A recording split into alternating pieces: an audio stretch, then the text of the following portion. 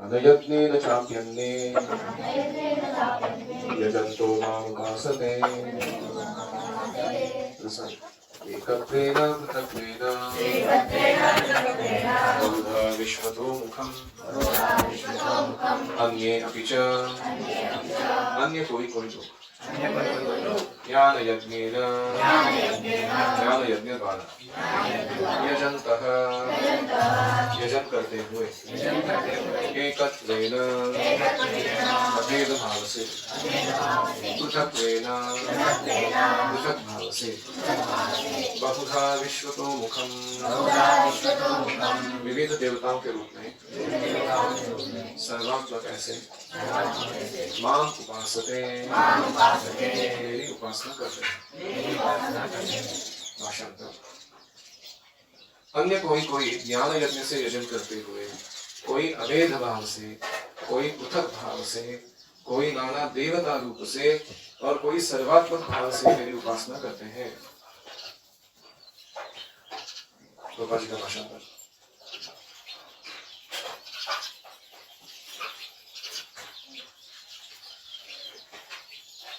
अन्य लोग जो ज्ञान के अनुशीलन द्वारा यज्ञ में लगे रहते हैं, वे भगवान की पूजा उनके अद्वय रूप में, विविध रूपों में तथा विश्व रूप में करते हैं। हरि ओम सहना भवतु सहनौ भुनक्तु सह वीर्यं करवावहै तेजस्विनावधीतमस्तु मा विद्विषावहै।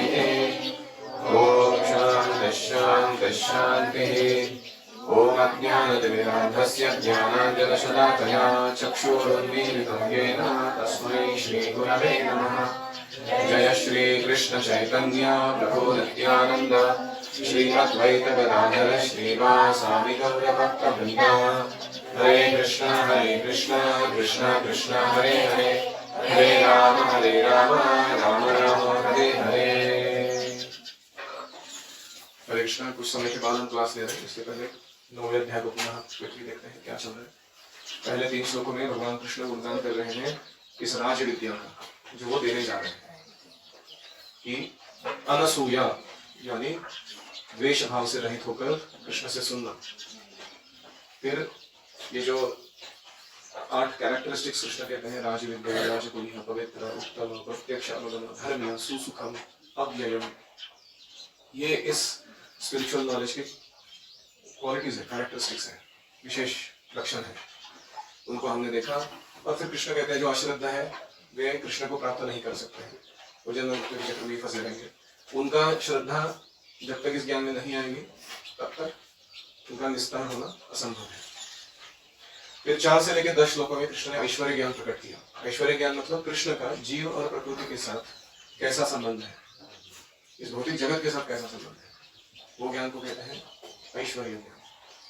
कि भगवान कैसे भौतिक जगत को पोषण करते हैं, पालन करते हैं, सब चीजों में इन्वॉल्व है लेकिन फिर भी सबसे अलग है, स्वतंत्र है और उनकी ही आज्ञा से यह भौतिक जगत पुनः पुनः निर्माण और नष्ट होता रहता है। फिर उसके बाद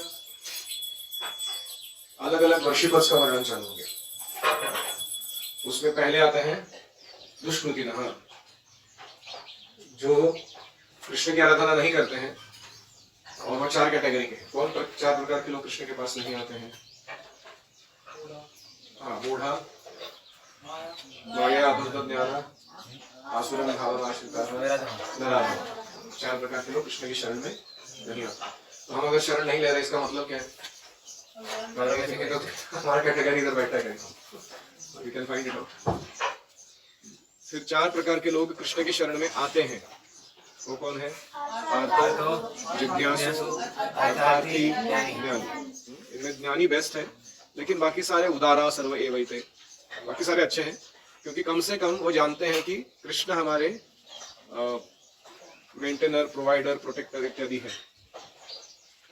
फिर इनको महात्मा कहा गया। अभी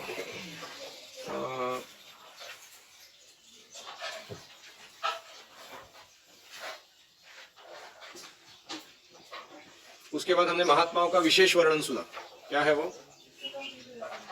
दैवीं प्रकृतिम आश्रिताः भजन्ति अनन्य मनसः। उसके बाद ज्ञात्वा भूतादिम अव्ययम, नॉलेजेबल है वो लोग। और इतना ही नहीं, सततम कीर्तयन्तः दृढ़व्रताः यतन्तः और नमस्यन्तश्च मां भक्त्या नित्य युक्ता उपासते। तो ये महात्माओं के गुण हमने देखे। उसके बाद हमने देखा कि जो ये ऐसे नहीं है, कृष्ण की डायरेक्ट आराधना नहीं करते हैं, लेकिन फिर भी अलग अलग रूप में देवताओं की उपासना कर रहे हैं, ब्रह्म की उपासना कर रहे हैं, विराट रूप की उपासना कर रहे हैं, ये लोगों का क्या होगा?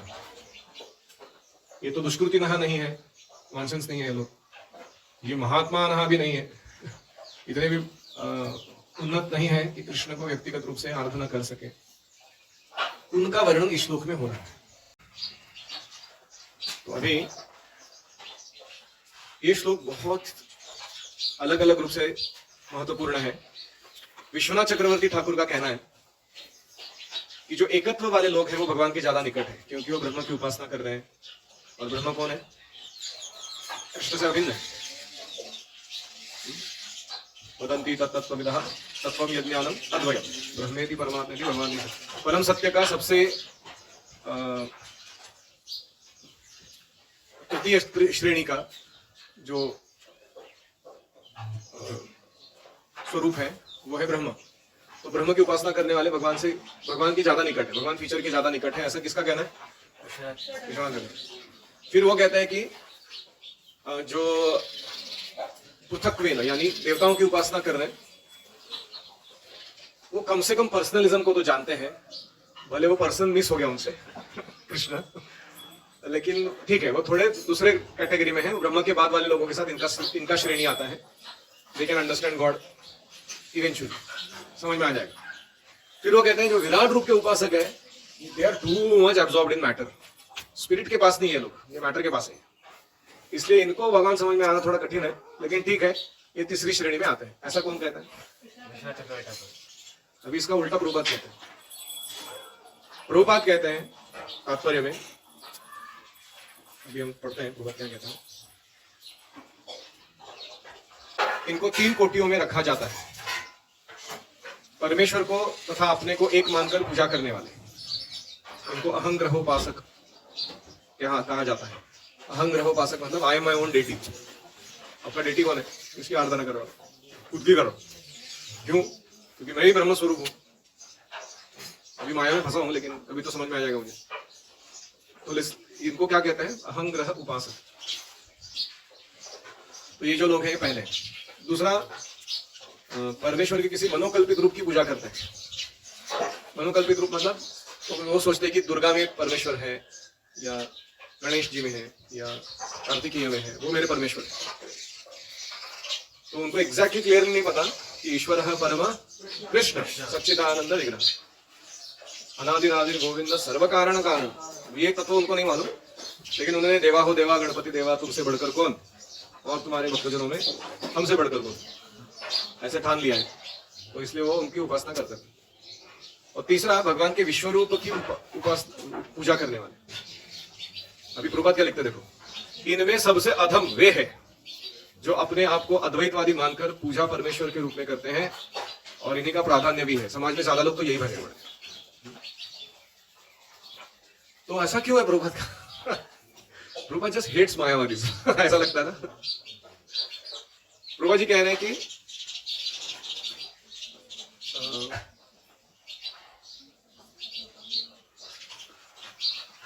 because they have this mood to want to become one with God, in terms of envy they are far from God. अब समझ रहे हो मैं क्या कह रहा हूं? क्योंकि वो भगवान जैसे बनना चाहते हैं, इसका अर्थ है कि भगवान से ईर्ष्या करते हैं। और ईर्ष्या सबसे ज्यादा किसमें भरी पड़ी हुई है? जो अहंग्रहोपासक है उसमें ज्यादा भरी पड़ी। उससे कम ईर्ष्या किसमें है? देवताओं के उपासकों में है।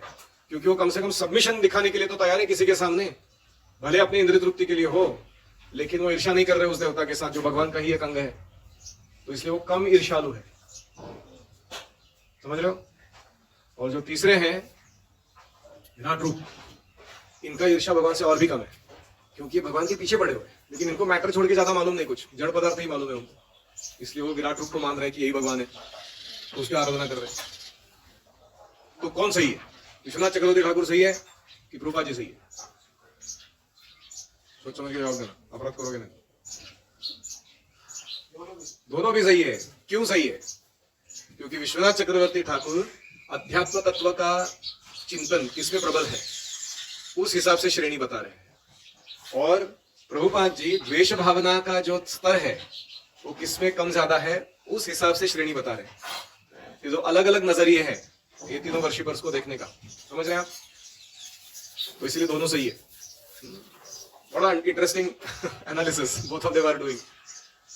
लेकिन प्रभुपाद जी को एक मानना पड़ेगा कि वो सेवक की भावना को ज्यादा सम्मान देते हैं, इसलिए सेवक की भावना जिसमें ज्यादा प्रबल है उसको श्रेष्ठ मान रहे, और जो खुद को भगवान मानने में तुला हुआ है उसको वो नकार रहे। Prabhupada ji what kind of spiritualist is this?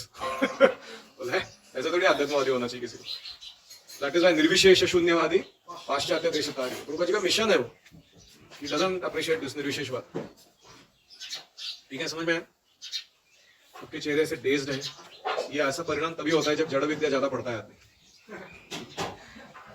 कुछ घुस रहा है क्या तुम्हारे अंदर? I mean ecstasy talking about this things. मेरे को ऐसा लग रहा है कि क्या चल रहा है भगवद गीता में, और तुम लोग का चेहरा ऐसा है कि ऐसे when is our next meal? ये सब क्या चल रहा है आजू बाजू हमारे? देखो मैं वापस समझाता हूँ। यहाँ पे तीन प्रकार के लोगों का वर्णन हुआ है। एकत्वेन पृथक्वेन बहुधा विश्वतोमुखम्। एकत्व मतलब ब्रह्म की उपासना करने, पृथक्व मतलब देवताओं की उपासना करना, विश्वतोमुखम मतलब विराट रूप की उपासना करना। विश्वनाथ चक्रवर्ती ठाकुर कहते हैं कि ब्रह्म की उपासना करने वाले पहले श्रेणी के हैं, क्योंकि वो अध्यात्म तत्व ज्यादा जानते हैं, स्पिरिट के पास है, वो मैटर के पास नहीं है। फिर वो कहते हैं देवताओं के उपासक है वो सेकंड कैटेगरी पे है, और उनमें मिक्स है, थोड़ा स्पिरिट एंड मैटर का ज्यादा ये है, और फाइनली विराट रूप वाले है वो मैटर में ही फंसे हुए, इसलिए वो तीसरे श्रेणी के। ऐसा कौन कहता है? प्रभुपाद जी कहते हैं कि नहीं, ब्रह्म की उपासना करने वाले दूर है कृष्ण से बहुत ज्यादा। क्यों?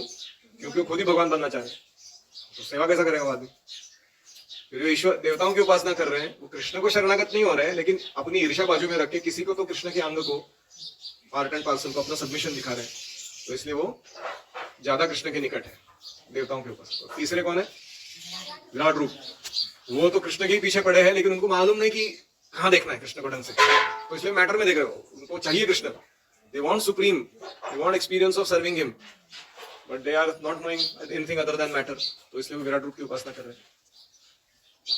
समझ में आया? और अभेद दिखाते हैं देवताओं के बीच में और विष्णु के बीच में। शम नो मित्र शम वरुणः शम नो भरतर्यमा। तो एक दृष्टि से देखा जाए तो उस देवता को आवाहन करके उनसे शम यानी ऑस्पिशियसनेस मांगा जा रहा है। दूसरा अर्थ यह है कि या तो वो देवता है, वो भगवान का शक्त्यावेश है, या वो भगवान की विभूति है। शक्त्यावेश मतलब स्पेशली एम्पावर्ड, कृष्ण ने उनमें शक्ति डाला, या विभूति मतलब मैनिफेस्टेशन ऑफ एक्सेलेंस, कृष्ण का जो सर्वोत्कृष्टता है किसी चीज में वो उसके अंदर प्रस्तुत किया गया है, इसलिए उसको विभूति माना गया। तो इसलिए डायरेक्टली या इनडायरेक्टली देवताओं को कृष्ण कहना या कृष्ण को देवता के रूप में पुकारना, देवता के नामों से पुकारना, यह गैर नहीं। समझ रहे हो? तो ये दूसरे प्रकार के मंत्र हो गए वेदों में। और तीसरे प्रकार के मंत्र है जो अहंग्रहोपासना में आते हैं। वो कहते हैं कि गोपालोहम, गोपालस्य दासोहम। तो कभी कभी मैं ही गोपाल हूं और मैं जो गोपाल है उनका दास हूं।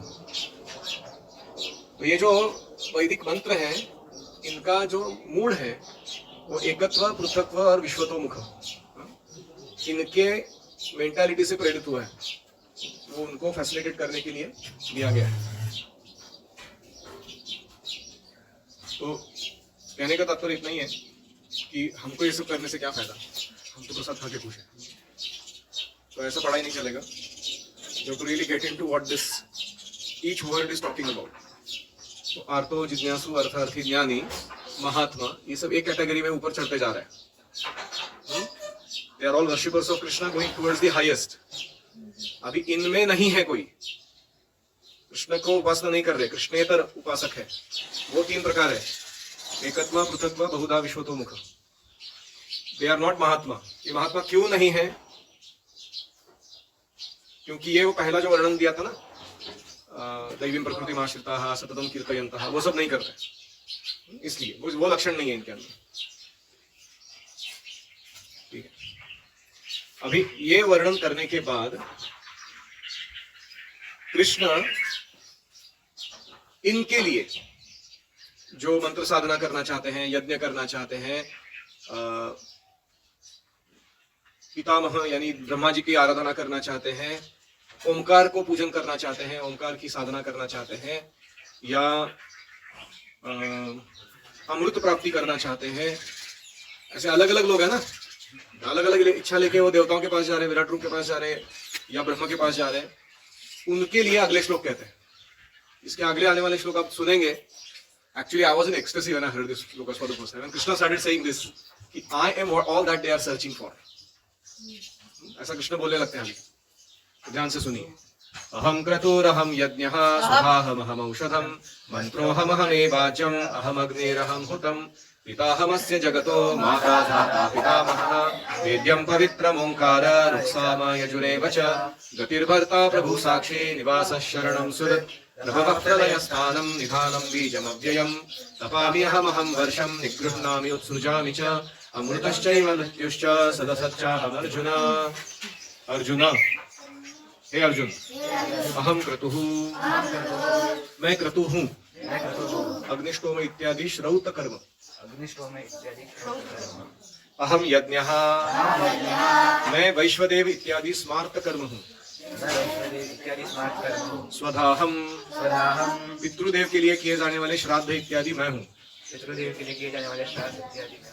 औषधम अहम, मैं औषधि हूँ, मंत्रः अहम, मैं मंत्र हूँ, अहम एव आज्यम, मैं ही घृत हूँ, घृत मतलब घी जो अग्नि में डाला जाता है, अहम अग्नि, यज्ञ की अग्नि भी मैं ही हूँ, अहम हुतः, मैं होम हूँ, अहम अस्य जगतः पिता, माता, धाता, पितामहः, मैं इस जगत का जनक, जननी, विधाता, पितामह हूँ, वेद्यम पवित्रम, मैं सबसे पवित्र ज्ञेय वस्तु हूँ, जानने योग्य वस्तु हूँ, ओंकारः, मैं ओंकार हूँ, ऋक् साम यजुरेव च, ऋग्वेद सामवेद यजुर्वेद मैं ही हूँ,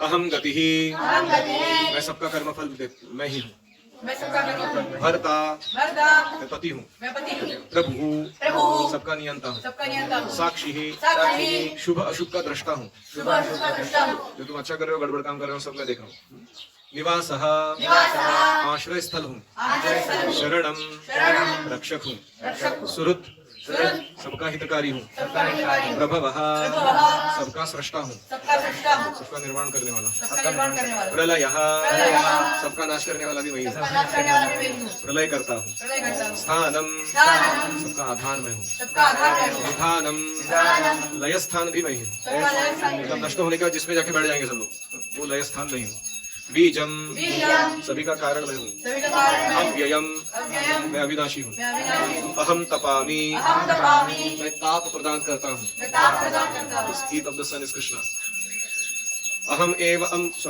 वर्षम उत्सृजामि, मैं ही वृष्टि कराता हूँ, तो इंद्र को इसलिए रखा है।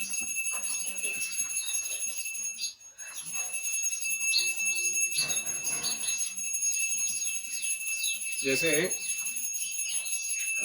आपके घर में कोई अतिथि आता है, आपकी मम्मी आपके हाथ में पानी का गिलास देती है और बोलती है जाके उसको पानी पिलाओ, और आप जाके पिला देते हैं। पानी किसने दिया? तुमने दिया, तुमने कुछ किया, तुमने तो जाके देने का काम किया। तो ऐसे ही इंद्र का स्थिति है, एक्चुअली कृष्ण ही दे रहे वर्षा को। निगृह्णामि च, और मैं आकर्षण करता हूँ, जैसे एक मच्छर को मच्छरी अच्छी लगती है, ही डुक्कर को शी डुक्कर अच्छी लगती है। ओरिजिनल कामदेव क्यूपिड वो कृष्ण है। तो इसलिए निगृह्णामि का दूसरा अर्थ है वर्षा को उत्सृजामि भेजना, निगृह्णामि वापस ले लेना, है ना। बादल आते हैं, बादल चले जाते हैं, वो कौन कराता है? कृष्ण कराते हैं। अहम एव अमृतम, मैं ही मोक्ष हूँ, मृत्यु च मैं मृत्यु हूँ, सत असत च मैं स्थूल और सूक्ष्म दोनों हूँ। तो अभी किसको छोड़ा भगवान ने? क्या एकत्व को छोड़ा, पृथक्व वाले को छोड़ा, या बहुधा विश्वतो मुखम को छोड़ा, या ज्ञान यज्ञ चाप्यन्य जो वेद पढ़ने वाले लोग थे पंडित उनको छोड़ा? कृष्ण क्या कह रहे श्लोक में? अहम क्रतुर, अहम यज्ञ, स्वधा अहम, अहम औषधम, मंत्र अहम, अहम एव आज्यम। अहम शब्द कितने बार आ रहा है? कोई कहेगा कितना अहंकारी व्यक्ति है, अहम अहम कर रहा है बार बार। एक्चुअली अहंकार नहीं है ये, हमारी अज्ञानता इतनी घोर है कि सामने से आके कोई बताएगा नहीं ये कर, तब तक हम गलती गड़बड़ करते रहेंगे। इसलिए कृष्ण ये रोल लेके एक शिक्षक के जैसे समझा रहे, उनको कोई अहंकार नहीं दिखाना था।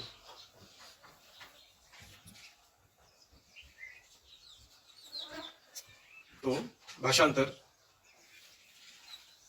रूपा जी के द्वारा।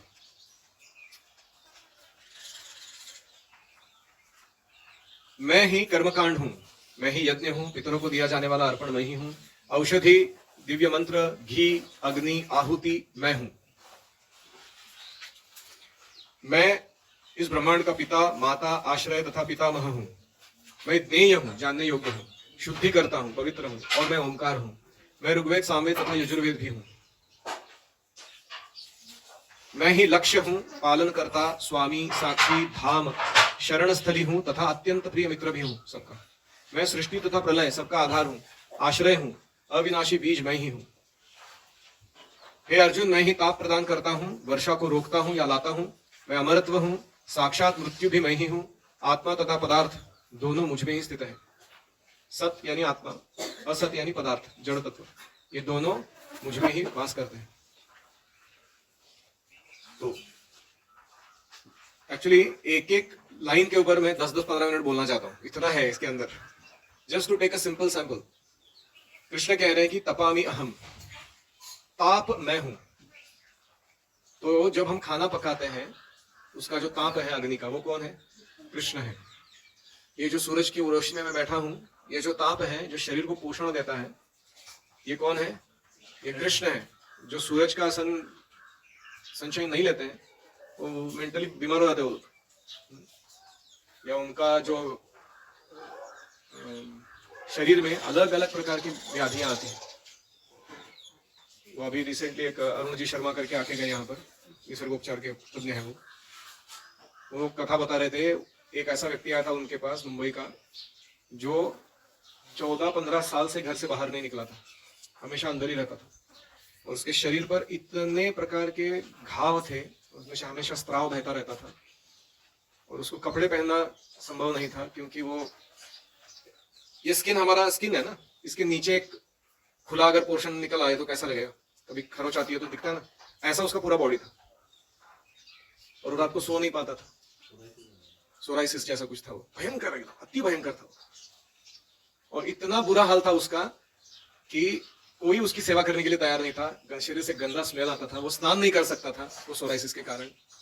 और ऐसा उसने अंधेरी कोठड़ी में अपने ही घर में खुद को ही बंद करके अपना समय निकाला था। बाहर निकलना मुश्किल था उसके लिए। ऐसा रुग्ण उनके पास आया, उन्होंने बताया कि मैंने उसको 3 चीज करने के लिए बोला। पहला है कि रोज सुबह है पूरा नंगा लेटना है, सिर्फ अपने जननेंद्रिय को ढककर कपड़े से, सूरज की रोशनी में,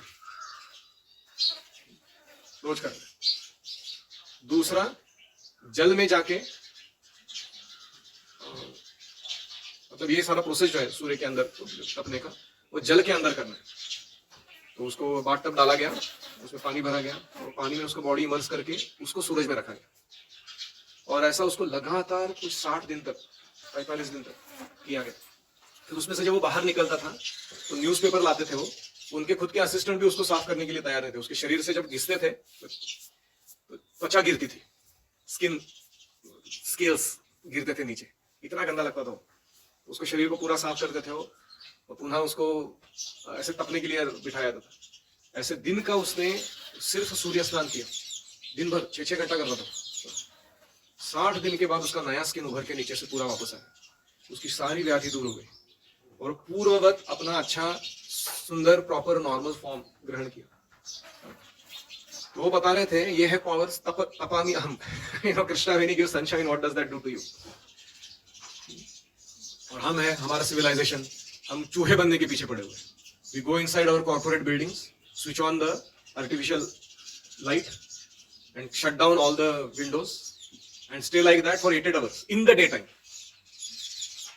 जिस समय सूरज लेना चाहिए शरीर पे, उस समय जाके हम चूहे में जैसे छुप जाते हैं अंधेरे कोठरियों में कहीं, और सूरज की रोशनी स्पर्श नहीं करने देते खुद को। क्यों हमें बीमारियां नहीं होंगी?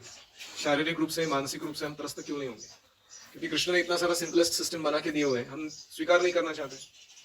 तो इसीलिए तपामी अहम। तो जब भी अन्न पका रहे हो आप और आप देख रहे हो कि सामने अन्न कुक हो रहा है अवधि के ताप के कारण, you should remember Krishna, this is Krishna helping you digest the food, cook the food. हम वैश्वानरो भूत्वा, पेट में भी वही काम कर रहे हैं, तपामी अहम। आदमी जब मर जाता है तो उसका पहचान कैसे होता है? ठंडा पड़ जाता है शरीर, है कि नहीं? तो इसका मतलब क्या है? कृष्ण परमात्मा ने उस शरीर को छोड़ दिया, ऐसे ही वो परमात्मा के पीछे आत्मा, फिर उसके पीछे सूक्ष्म शरीर चला गया दूसरे शरीर में जाने के लिए। तो this is the power of heat in human civilisation. We can go on but there are I don't know 24 items और something here. Please meditate on each of them. थोड़ा बैठ के शांति से इन सारे श्लोकों को मनन कीजिए और देखिए आपके जीवन में आप कहीं यहाँ वहां किसी के पीछे भाग रहे हो कि इसको वर्शिप करूंगा, ये भौतिक लाभ प्राप्त करूंगा, ऐसा करूंगा, वैसा, सब मूड चला जाएगा। You will be prompted to become a mahatma if you thoroughly understand these verses। ये श्लोकों को ढंग से समझना चाहिए। एनी कमेंट्स और क्वेश्चंस?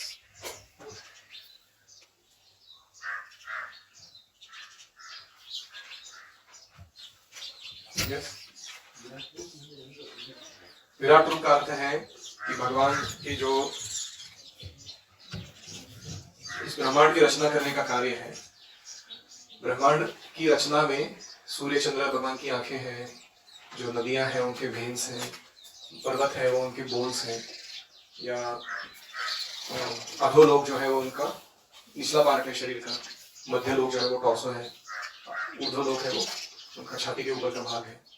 ऐसे ब्रह्मांड में भगवान के पुरुष आकृति की एक संकल्पना है, उसको विराट रूप कहते हैं। तो जनरली जो नेचर लवर्स रहते हैं, निसर्ग को देवता मतलब अपना वर्शिपेबल मानते हैं, उनको वो इनडायरेक्टली विराट रूप की उपासना करते हैं। इकोलॉजिकल कंजर्वेशन करने वाले जो लोग हैं वो इनडायरेक्टली विराट रूप की उपासना करते हैं।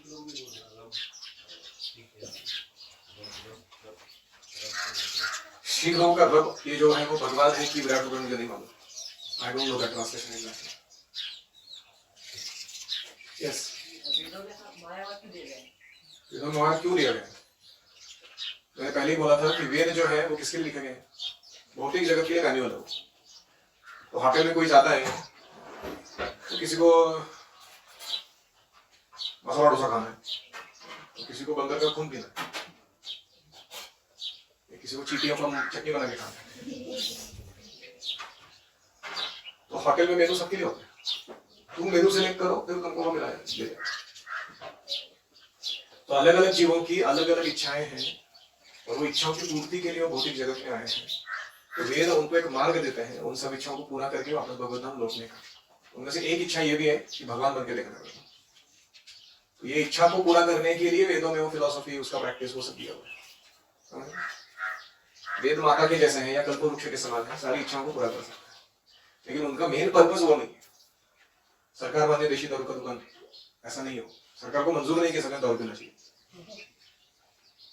लेकिन क्या करें, कुछ है लोग वो चाहते हैं, तो इसलिए वेदों में ये सब वर्णन आते हैं।